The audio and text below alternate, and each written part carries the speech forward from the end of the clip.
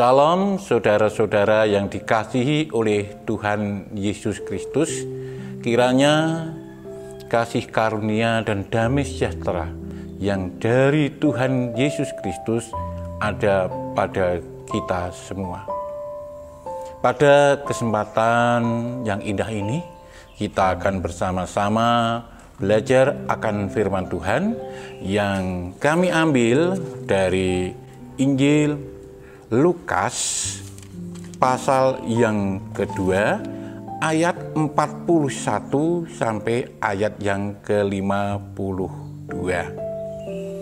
Demikian firman Tuhan dari Lukas pasal 2 ayat 41 sampai 52. Yesus pada umur 12 tahun dalam bait Allah. Tiap-tiap tahun orang tua Yesus pergi ke Yerusalem pada hari raya Paskah. Ketika Yesus telah berumur 12 tahun, pergilah mereka ke Yerusalem seperti yang lazim pada hari raya itu. Sehabis hari-hari perayaan itu, ketika mereka berjalan pulang, tinggallah Yesus di Yerusalem tanpa diketahui orang tuanya. Karena mereka menyangka bahwa ia ada di antara orang-orang seperjalanan mereka. Berjalanlah mereka sehari perjalanan jauhnya, lalu mencari dia di antara kaum keluarga dan kenalan mereka. Karena mereka tidak menemukan dia, kembalilah mereka ke Yerusalem sambil terus mencari dia. Sesudah 3 hari mereka menemukan dia dalam bait Allah. Ia sedang duduk di tengah-tengah alim ulama sambil mendengarkan mereka dan mengajukan pertanyaan-pertanyaan kepada mereka. Dan semua orang yang mendengar dia sangat heran akan kecerdasannya dan segala jawab yang diberikannya. Dan ketika orang tuanya melihat dia, tercenganglah mereka, lalu kata ibunya kepadanya, "Nak, mengapa engkau berbuat demikian terhadap kami? Bapamu dan aku dengan cemas mencari engkau." Jawabnya kepada mereka, "Mengapa kamu mencari aku? Tidakkah kamu tahu bahwa aku harus berada di dalam rumah Bapakku?" Tetapi mereka tidak mengerti apa yang dikatakannya kepada mereka. Lalu ia pulang bersama-sama mereka ke Nazaret, dan ia tetap hidup dalam asuhan mereka. Dan ibunya menyimpan semua perkara itu di dalam hatinya. Dan Yesus makin bertambah besar dan bertambah hikmatnya dan besarnya, dan makin dikasihi oleh Allah dan manusia. Sedemikian jauh pembacaan Alkitab yang adalah firman Tuhan. Berbahagialah kita yang mendengarkan, merenungkan, serta melakukan di dalam kehidupan sehari-hari. Saudara-saudara yang dikasihi oleh Tuhan Yesus Kristus, tema renungan kita pada hari ini adalah bercermin pada sosok Maria. Saudara yang dikasihi oleh Tuhan, pada suatu hari ada seorang dan beberapa temannya, tokoh dari gereja, berkumpul di rumah jemaat yang pada waktu itu sedang mengadakan pendalaman Alkitab. Tapi sebelumnya mereka berkumpul, mereka berdiskusi tentang terjemahan Alkitab. Saudara yang dikasihi Tuhan Yesus, salah satu dari yang hadir di situ bertanya kepada yang lain. Menurut saudara, terjemahan Alkitab apa yang engkau, yang Bapak senangi, yang Ibu senangi? Temannya yang lain salah satunya menjawab, saya sangat suka terjemahan baru karena bahasanya itu bahasa baku dan enak dicerna. Lah menurut Bapak sendiri, terjemahan Alkitab yang Bapak sukai yang apa? Orang itu menjawab, kalau saya terjemahan AYT. Apa itu AYT? Alkitab yang terbuka. Itu enak. Ada catatan-catatan untuk menerangkan setiap ayat. Kalau Bapak yang itu bagaimana? Terjemahan Alkitab yang Bapak senangi? Bapak itu menjawab, saya senang TL. Apa TL? Terjemahan lama. Itu menurut saya yang orang tua ini sangat cocok. Dan masih banyak yang lain, ada yang mengatakan VAYH, firman Allah yang hidup. Ada yang mengatakan bahasa Indonesia masa kini. Ada yang mengatakan Indonesia modern dan sebagainya. Ada yang Jawa saja bermacam-macam. Jadi masing-masing punya kesenangan dari terjemahan Alkitab. Dan pada suatu saat itu pas rame-ramenya berbicara tentang terjemahan Alkitab, ada seorang anak kecil, ya remaja, menyodorkan minuman dan makanan ringan. Kemudian berhenti sejenak dan salah seorang bertanya kepadanya, "Nak, coba sebentar aku mau tanya. Apa Bapak? Terjemahan Alkitab yang anak senangi itu terjemahan yang mana?" Yang ditanya remaja tadi, remaja putri berkata, "Saya sangat senang terjemahan ibu saya." Semua tercengang. Loh, masa ibumu menerjemahkan Alkitab, Nak? Iya, Pak. Ibu saya menerjemahkan Alkitab yang adalah firman Tuhan itu dalam kehidupan sehari-hari.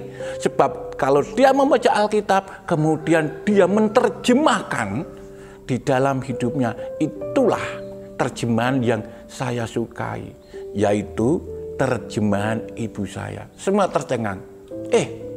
Betul juga. Apa gunanya kita berdiskusi tentang terjemahan Alkitab? Apa gunanya kita ber-PA, berpendalaman Alkitab, kalau tidak bisa menerjemahkan dalam kehidupan sehari-hari? Yang paling penting ternyata bukan kita hafal Alkitab, bukan kita paham Alkitab, tapi menerjemahkan Alkitab melalui kehidupan kita sehari-hari. Saudara-saudara yang dikasihi oleh Tuhan Yesus, dari perikop yang kita baca ini, kita memberikan tema bercermin pada sosok Maria. Bercermin pada sosok Maria. Dari ayat-ayat yang kita baca ini, ada beberapa poin yang dapat kita petik dari sosok Maria. Satu, Maria menerjemahkan Alkitab, atau Maria memberi teladan dalam hidupnya kepada anaknya, mungkin kepada anak-anaknya. Kita tahu bahwa anak itu suka meniru apa yang dikatakan orang tua. Dan Maria memberi teladan kepada anaknya, di antaranya adalah Yesus dalam kehidupan rohaninya. Kita ambil dari ayat berapa? Ayat yang 41 tadi dikatakan bahwa tiap-tiap tahun orang tua Yesus pergi ke Yerusalem pada hari raya Paskah. Orang tua di sini Maria dan Yusuf memberikan teladan dia setiap tahun pergi Yerusalem untuk menunaikan ibadah Paskah, perayaan Paskah di sana. Padahal kita tahu jarak antara Yerusalem dan Nazaret itu sangat jauh. Ya, sangat jauh. Ada yang mengatakan jaraknya kurang lebih 146 km. Dan pada waktu itu belum ada bis, belum ada kendaraan umum seperti sekarang ini. Pada waktu itu pergi ke sana arak-arakan, berjalan kaki. Betapa melelahkan, betapa menguras tenaga. Tidak hanya menguras tenaga, biaya juga. Perjalanan tidak hanya cukup 1 hari, tapi beberapa hari. Perlu akomodasi, ya, perlu untuk makan, itu juga biaya. Tapi Maria dan Yusuf memberi teladan, tidak hitung-hitungan, lelah pun tidak nggak dirasakan kalau dia sungguh-sungguh berbakti kepada Tuhan, merayakan Paskah. Uang tidak dipermasalahkan. Yang penting dia bisa merayakan Paskah di Yerusalem. Padahal sebetulnya untuk Maria itu nggak wajib untuk pergi merayakan Paskah. Tapi demi kebersamaan, demi cintanya, dia melakukan walaupun jaraknya sangat jauh dan ditempuh berhari-hari. Itulah teladan Maria. Teladan secara rohani, dia mau menyembah Tuhan, merayakan Paskah. Kehidupan cara rohaninya walaupun sangat jauh, ditempuh sangat lama. Dan itu yang ditiru oleh anak-anaknya. Saya katakan tadi bahwa anak itu suka meniru, suka meneladani orang tuanya. Ya punya pengalaman, tetangga saya itu anaknya disuruh mandi, nggak mau. Ya, nggak mau. Sampai anaknya dewasa. Bisa menjawab, anaknya akan sudah dewasa. Ayo nak, mandi. Nggak mau Pak, nggak mau ya. Lah kenapa? Lu ayah saja nggak mandi tiap pagi yo. Raup kok, aku kok kon mandi. Nggak mau. Karena teladan orang tuanya tadi tidak meneladani yang baik. Meneladani hanya raup, kok menyuruh anaknya mandi. Yo nggak mau anaknya mandi. Itu yang terjadi. Beda kalau mungkin setiap pagi ayahnya mandi, kemudian sore juga mandi, nggak usah disuruh, anaknya akan melakukan itu. Ada lagi, ya, ini tadi yang contoh yang nggak baik, tapi ada contoh yang sangat baik. Orang tuanya, keluarganya itu mau tidur berdoa, bangun tidur berdoa, mau pergian doa, mau makan berdoa, maupun aktivitas sehari-hari selalu berdoa. Loh, anak yang baru 3 tahun, ketika pada waktu itu pas dia bangun tidak ada ibunya, nggak ada orang tuanya, dia bisa berdoa sendiri mendoakan keluarga. Karena apa? Dia meniru apa yang dilakukan oleh orang tua. Beda kalau orang tuanya senangnya berbohong, membohongi anak walaupun nggak sengaja. Dulu saya pernah lihat sendiri, ada penjual es di jalan di depan rumahnya. Anaknya minta, wah Bu belikan es. Oh jangan nak, itu bukan es, itu jamu, pahit. Dah. Kemudian setelah dia dibohongi seperti itu, ada lagi hari berikutnya, seperti itu lagi.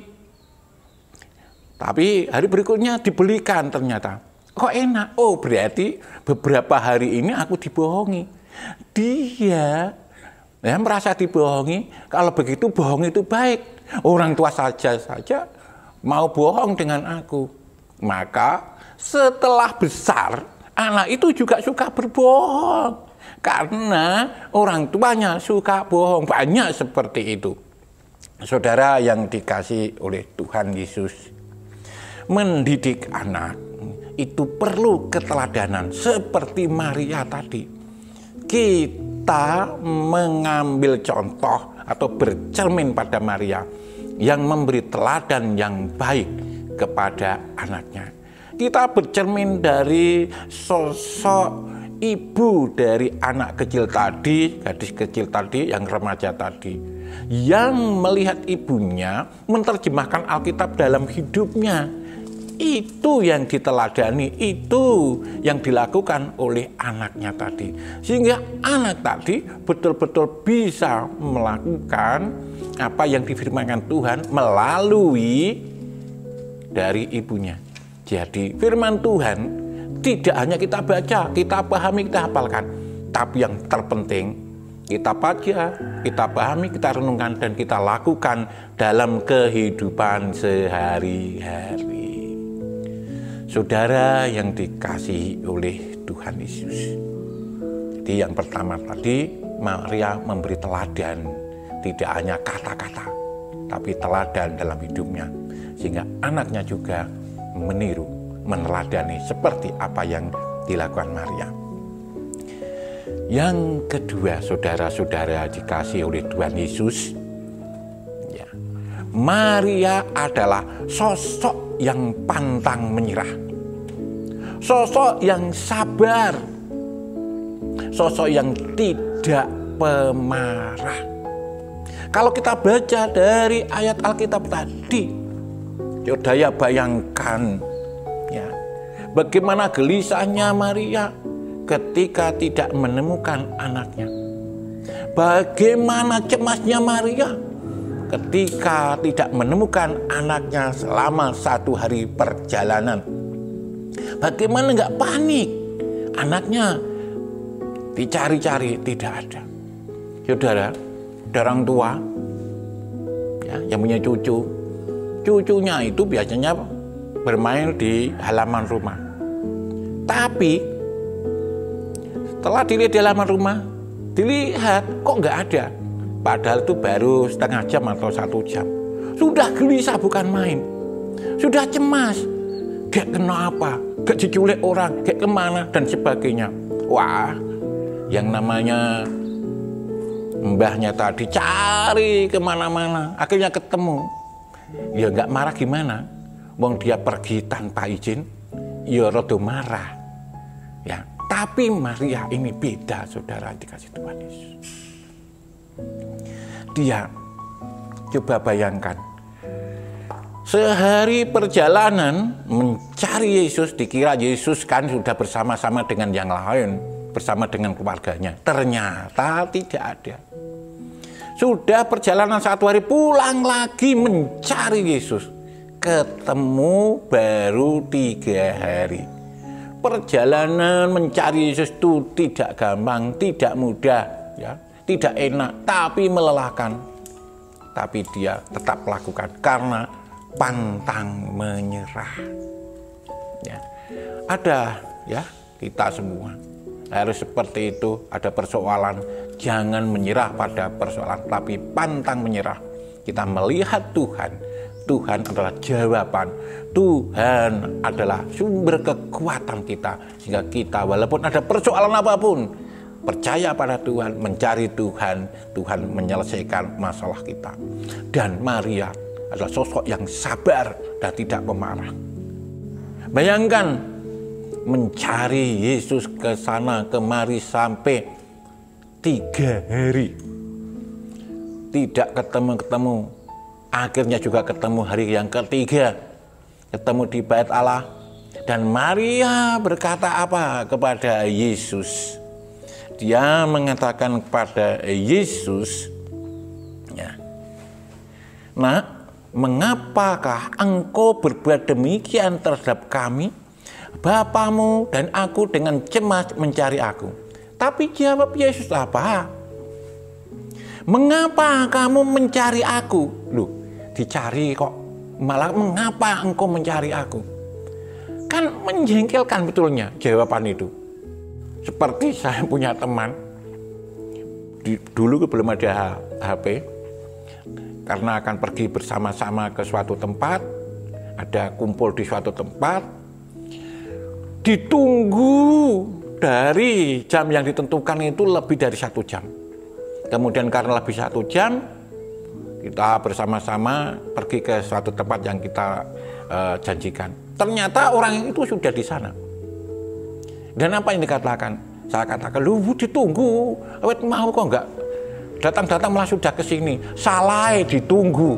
Bayangkan, kan menjengkelkan sekali itu. Seperti juga dikatakan Yesus, mengapa engkau mencari aku? Lu dicari anaknya, dicari kok. Jawab seperti itu. Kalau secara manusia pasti jengkel, pasti ingin marah. Tapi apa? Maria adalah sosok yang sabar, tidak pemarah. Itu yang patut kita tiru. Patut kita teladani. Yang sabar, tidak pemarah, pantang menyerah. Itulah Maria. Ya. Andai kata Maria itu seperti kita, sudah. Yaudah, ya mesti dimarahi. Ya. Pasti jengkel. Tapi Maria tidak. Ketemu, ya lega, ya jengkel, ya marah. Apalagi jawab Yesus seperti itu. Tapi syukur kita punya teladan yang baik, yaitu Maria, orangnya yang sabar. Mari Bapak Ibu Saudara dikasih Tuhan Yesus, dalam hidup kita perlu kesabaran, perlu perjuangan, tidak pantang menyerah, dan tidak pemarah. Seperti yang diteladankan oleh kita, oleh Maria. Saudara yang dikasihi oleh Tuhan Yesus, dalam ayat 51 tadi, Maria menyimpan dalam hatinya. Apa yang dikatakan Yesus pada waktu itu, Maria nggak tahu. Tapi nggak cerewet, nggak tanya, nggak kepo, terlalu kepo nggak. Tapi dia hanya menyimpan dalam hati. Saudara yang dikasihi oleh Tuhan Yesus, kalau saudara menyimpan pakaian dalam almari saudara guncang, yang keluar pasti pakaian. Kalau saudara menyimpan teh di dalam botol, dalam gelas, kalau gelas itu terguncang, pasti yang tumpah, yang keluar, ya teh, air teh.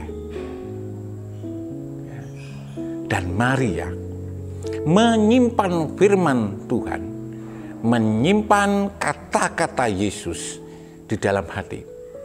Dia tidak hanya menyimpan begitu saja, maksudnya seperti itu, tapi menyimpan di sini, menelaah, mendalami, memikir-mikir apa ya makna dari ucapan Yesus. Jadi saudara, menyimpan firman bukan hanya disimpan, tapi kita harus menelaah, mendalami, merenungkan apa makna firman kalau kita belum tahu. Dan kalau sudah tahu, kita keluarkan dalam bentuk ucapan, dalam bentuk perbuatan kita sehari-hari, sehingga nama Tuhan dipermuliakan melalui kita. Beda kalau yang kita simpan akar pahit, yang kita simpan kemarahan, terbentur sedikit, yang keluar kemarahan, yang keluar kepahitan. Itulah, maka dari itu Maria memberi contoh kepada kita, memberi teladan kepada kita. Simpanlah firman Tuhan. Walaupun itu kita saat kita baca belum mengerti, maka kita renungkan, kita telaah, kita pikir-pikir apa maksud firman Tuhan itu. Dan pada saatnya nanti kita tahu apa yang dikatakan firman Tuhan itu, dan kita lakukan dalam kehidupan sehari-hari sehingga nama Tuhan dipermuliakan melalui kita. Jadi simpanlah firman Tuhan, bukan akar kepahitan, bukan kemarahan, bukan yang lain, tapi simpan firman Tuhan, maka yang keluar adalah firman Tuhan. Kalau kita menyimpan akar pahit, yang keluar juga akar pahit. Kalau kita menyimpan kemarahan, yang keluar juga kemarahan, dan sebagainya. Maka simpanlah firman Tuhan dalam hidup kita. Maka yang keluar nanti, setiap pembicaraan kita, setiap tingkah laku kita adalah sesuai dengan firman Tuhan. Saudara yang dikasihi oleh Tuhan Yesus, yang terakhir adalah bahwa Maria adalah sosok yang sungguh-sungguh ya, perhatian kepada anaknya. Dia merawat anaknya dengan bagus, baik itu secara fisik, secara tubuh, jiwa maupun roh. Dikatakan di sini disebutkan. Dan Yesus makin bertambah besar. Ini adalah secara fisik, dan bertambah hikmatnya. Ini adalah jiwa dan roh. Dan dikasihi oleh Allah. Yang penting adalah dikasihi oleh Allah dan manusia. Allah yang pertama. Jadi inilah teladan Maria, bahwa Maria sungguh-sungguh merawat, mendidik anak-anaknya, merawat ya secara jasmani, memberi makan yang bergizi, merawat dengan sungguh-sungguh sehingga bertambah besar dan bertambah hikmat. Itu berarti Maria mendidik secara rohani kepada Yesus. Walaupun Yesus adalah anak Allah, tapi Yesus secara manusia adalah anaknya Maria. Oleh sebab itu Maria sungguh-sungguh tahu merawat Yesus dengan sebaik-baiknya. Demikian saudara yang dikasihi Tuhan Yesus.